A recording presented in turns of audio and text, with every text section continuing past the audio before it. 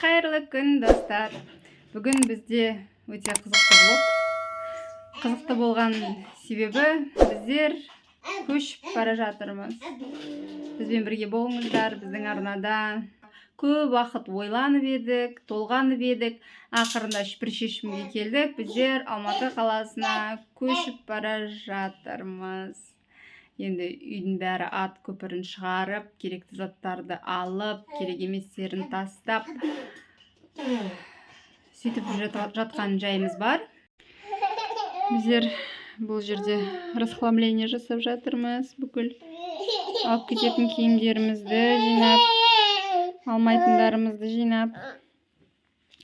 Енді шкафымызды ашсақ,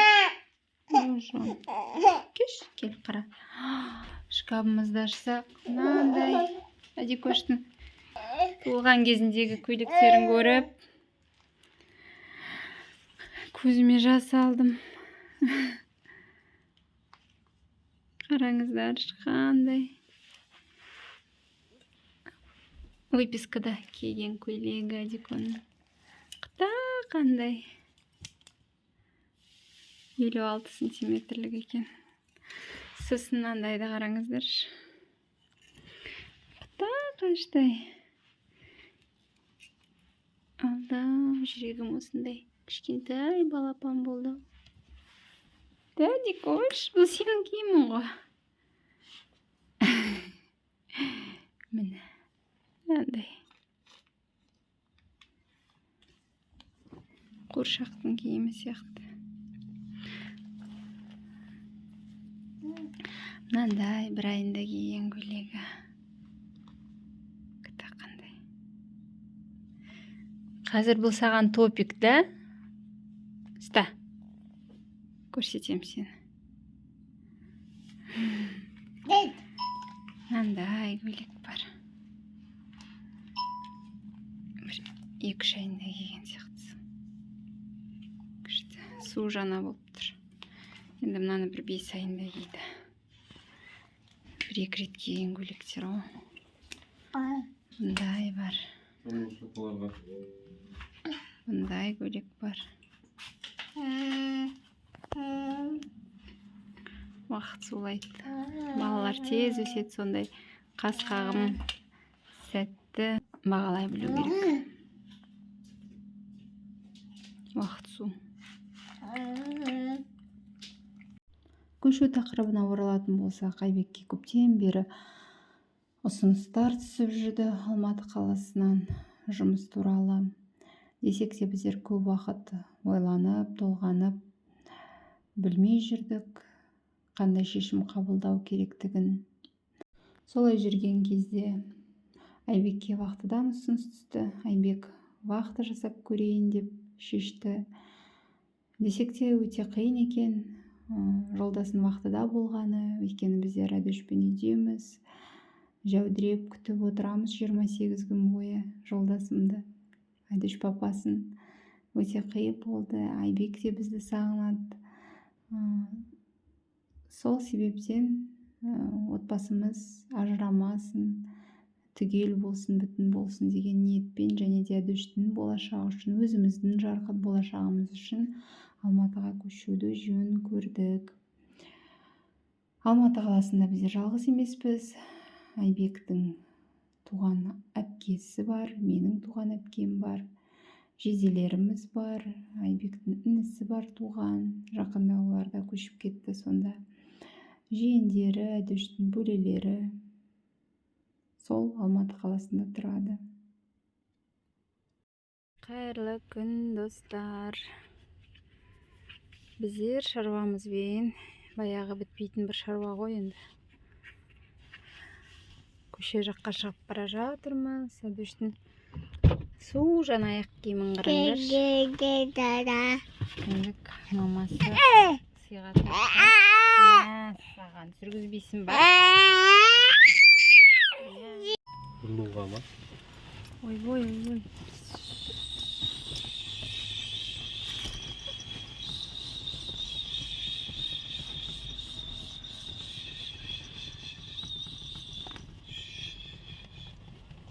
Айба, сен кәдімгі тәжірибелі әке болып кетіпсің.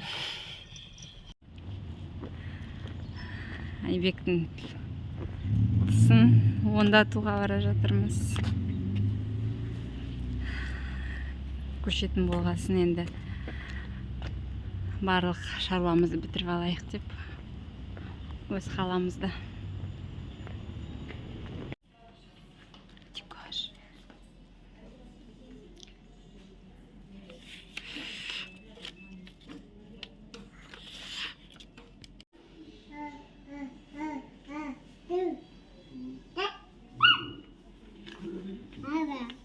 Тұрғайма.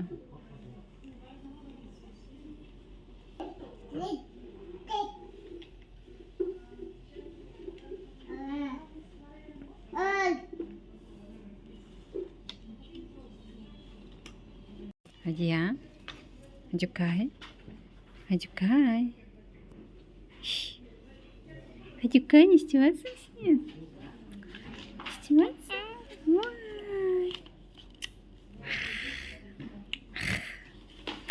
Ой, өтірік істеп жатсың ғой, Адия?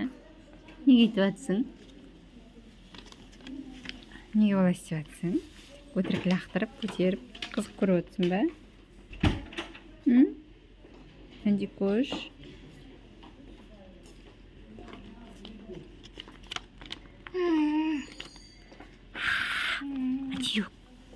Адиюш. Билеп тұрсың ба, не істеп тұрсың сен? Пол жуып жатсың ба, не? Қойшы мына жерде лас қой, Адикош. Қойшы олай болмайды, Адиюш. Үйге барғасын жуасың, да?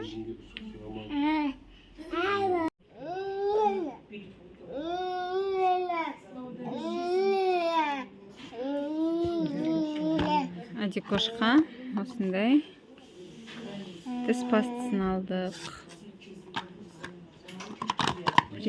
Президент деп аталады екен. Адикош.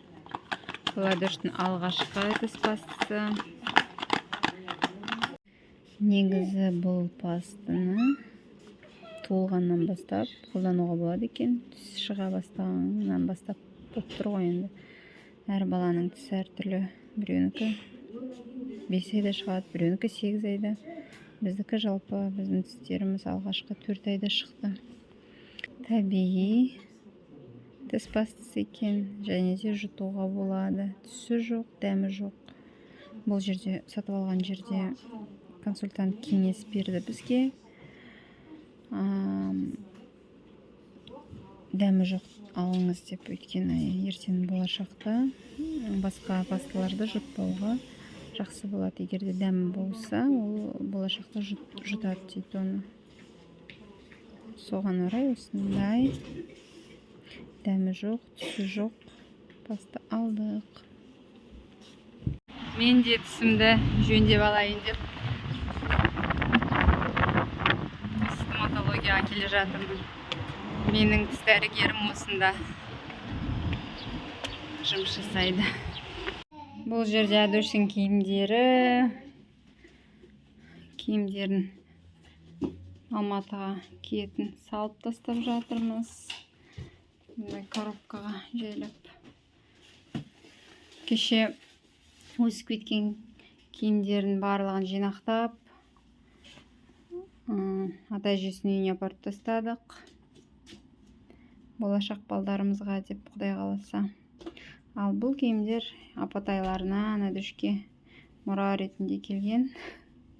Енді осы киімдерді бұйырса киет. Сол 1,86 сантиметр. 86 мен 92-ның арасындағы киімдер ғой. Қалғандарынан енді өсіп кетті. Бұл жағымыз осындай қоқып жатыр. Кеше біздер осы кереуетте барлық көпшіктерді жинап, барлығын шешіп, әдеміліктерінің пакетке салып, оны да апарып тастадық. Сол енді не қалды бізде? Бұл жерде енді барлығын апарып тастадық. Мынау енді киетін киімдері, оның бәрін Алматыға алып кетеміз. Сондай енді біздің жаңалықтар. Негізі көшу өте қиын екен. Біздің отбасымыз бұндай тәжірибемен алғашқы рет соқтығысып тұр. Көшу қиын. Былай негізі көп зат жиналмаған сияқты еді, біздер отау құрғалы десек те, қазақ данышпан айтпақшы, кедеймін десең көшіп көр деген нәрсені жаңа түсініп тұрмыз. Шын мәнісінде дүние қор сияқты емес едік. Алайда көшуге келгенде дүниеміз өте көп екен. Киіміміз де өте көп екен. Я? Не істеп жатсың? Адюкай?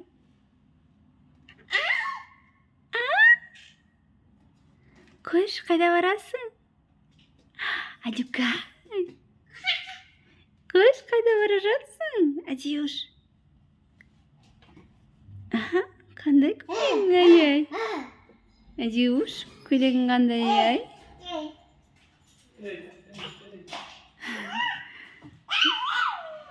Біздер көшумен айналысып жатырмыз. Сол барлық заттарымызды жинап, тасып. Адико, қайда барасың, жүрек? Барма папаға? Папа қас келеді. Келеді папа? Тұр осылай. Тұр, папа келеді. Ренжіме, Адико. Үйіміз осылай бірғып жатыр. Бүкіл Айбектің доптары. Біздің Айбек футболист еді кезінде. Және де доп тігу өнері бар. Ремонтқа алады да, тігеді. Алматыға алып кететін ыдыстарымызды жинап қойдық осылай. Кішкене ыдыс.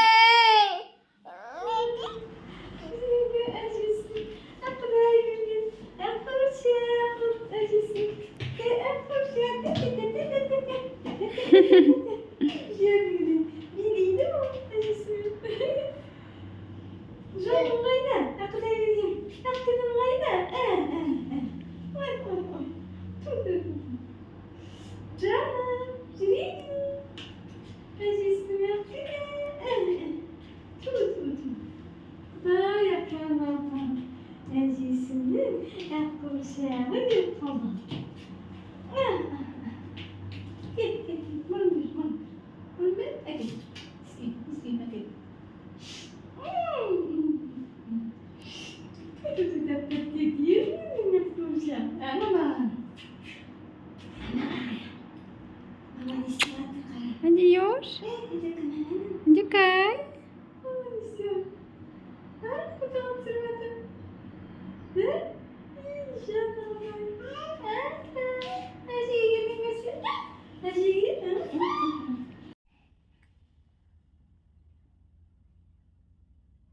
Адюкаш.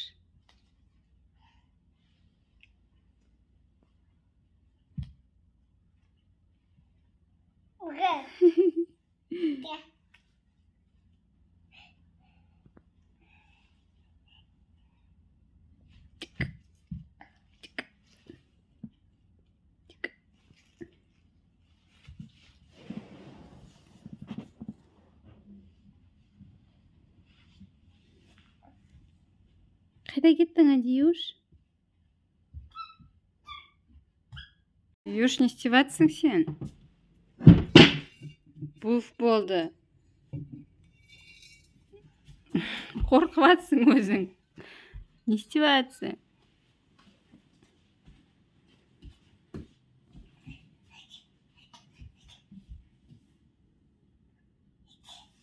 Ауыр ғой ол саған.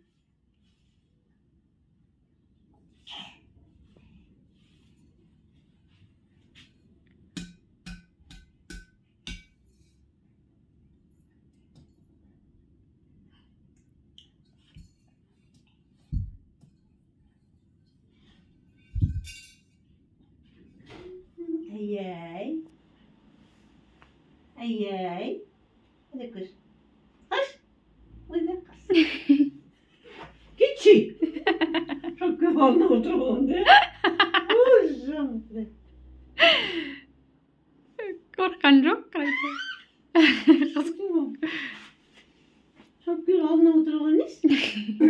Ай-яйды. Ай-яй ма? Ай-яй. Әдіш. Ай-яй. Ай-яй. Ай-яй. Ай-яй. Киска ай-яй. Ай-яй. Ай-яй. Киска ай-яй. Ай-яй. Ай-яй. Ай-яй. әжесінің өзі қорқып отқан сияқты. Күйіне отқан сияқты. Иә, кішкене қайраңырақ ұстаз. Ойбай. Аяғын басып кеттің ғой. Бастың ба аяғын? Шипасы келіп тұрады. Ай-яй, киска. Ай-яй. Ай-яй, киска. Ай-яй. Ай-яй. Ай-яй ма? Ай-яй-яй-яй. Ай-яй-яй-яй. Иә. Иә. Ой, жанымды. Иә, иә. Кес қой, кес де. Ай, қолың жіберді.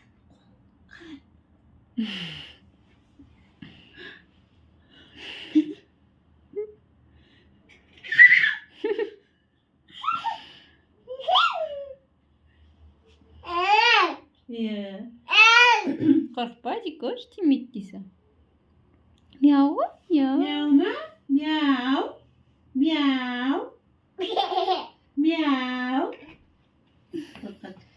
Жаным, сіңгілім.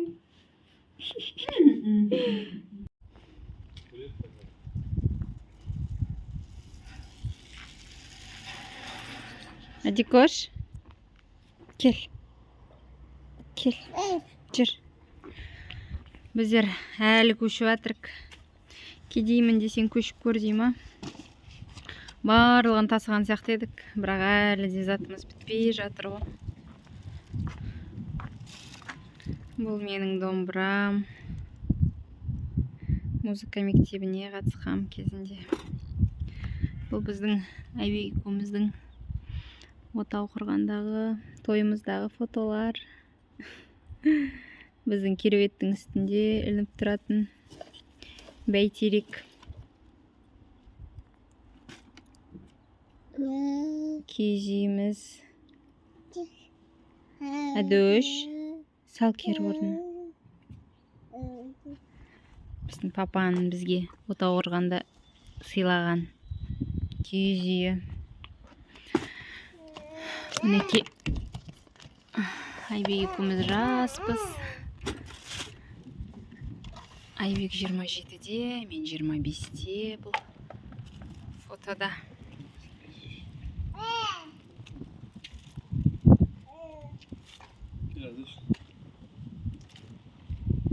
Осындай бәйтерек. Ақтөбе қаласынан арнайы өзіміздің отбасымыз үшін алып келген едім. Сапармен Ақтөбеде болғанда. Бұл Әдөштің Сайфи керігі.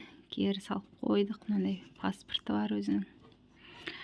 Мына жерде тағы сос күтірі бар. Бірақ оны Алматыдан ұмытып кетіппіз. Бұйырса алу керек. Соны осылай салып қойдым. Кері бұйырса келесі балдарымызға қалсын деген оймен. Осы керікті бізге кіндік мамамыз сыйлады. Негізі көп отзывтар бар ғой осы ойыншық туралы. Ойыншық дегенде бұл тістейтін ғой, енді тіске арналған прорезыватель. Қызымыз тісі шыққанда енді онымен пайдаланды. Әлі де шығып келе жатыр тістері. Десек те қазір енді бұндай жастан өсті. Келесі балдарымызға алып қалайық деп осылай салып қойдық. Дикош жүрген жерде ойыншықпен ойнап.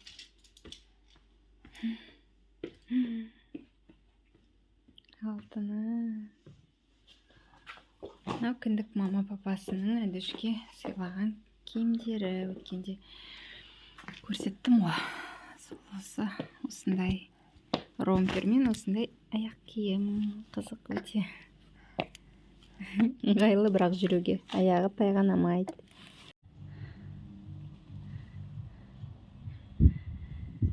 Папамыз машинасын ретке келтіріп жатыр. Бұйырса бұл машинаға заттарымызды тиеп логистикамен, грузоперевозкамен Алматыға жібереміз. Айбек деген осыдан 1 жыл бұрын инкассацияда жасаған, сонда осы наклейканы жапсырып алған. Қайдан алды сонда наклейканы? Не істеп тұрды ол наклейка? Ол наклейка не істеп тұрды инкассацияда? Алматыдан бер жүрген. Алматыдан бер жүрді. Соны сөйтіп жасырып қойғансың айтады ғой. Қалай енді осылай өзіңнің армандарыңды, мақсаттарыңды сөйтіп жасырып қойсаң, да іліп қойсаң, сол орындалады деп. Мынаны ойда жоқта сен жасырып қойғансың, ал қалдың ба, көрдің ба қалай Құдай жасап тұрған. Нағыз не істеп жатқанын қарашы сен. Бұйырса деймін, Алматыда марафон жүгіретін болармыз да. Осы наклейканы қашан берді саған?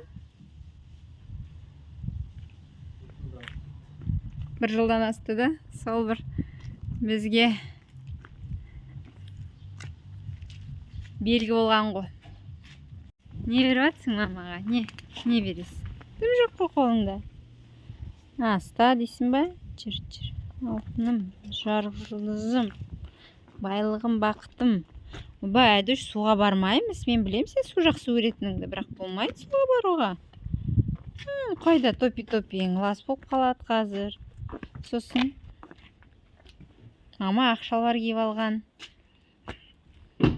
Шөп жұлғыш. Дырау қыз болмаған. Шөп беріп жатсың да сен. Мені асырайсың ғой да сен. Ишан. Вай, қандай жомарт менің қызым да. Шөп береді мамасына да. Қайда? Жу деме. Адюкай. Не істеп жатсың сен? Мама жинап үлгермей жатыр, сен не істеп жатсың? Чемодан ішіне кіріп алғансың. Маманың кошелегін ақтарып отырсың ғой? Иә, неге өтірік маған беріп жатсың енді? Бер маған кошелекті. Бер. Мә, алайын деп жатсың. Бер маған. Наны бер. Бер маған.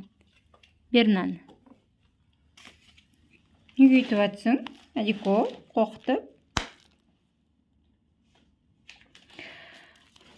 Біздер әлі зат жинап жатырмыз. Айбек бәрін машинаға тиеуге кетті. Біздер әлі бұрғып жатырмыз. Не істейін деп жатсың? Әтір суды шашайын деп жатсың ба үстіңе? Адия? Шашыңе үрпейіп? Мама суға түсірді ма сені? Да? Күшті болып отырсың да? Тәп-тәпті болып. Чемодан ішіне мініп алғансың кіріп. Чемоданның ішіне салып алып кетеміз бе не сені?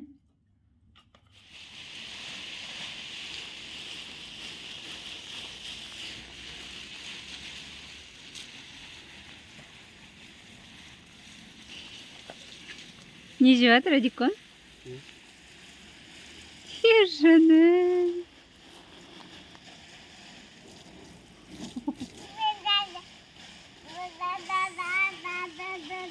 Сағат кешкі 10. Біздің дала жап-жарық. Атамыз суарып жатыр ағаштарды.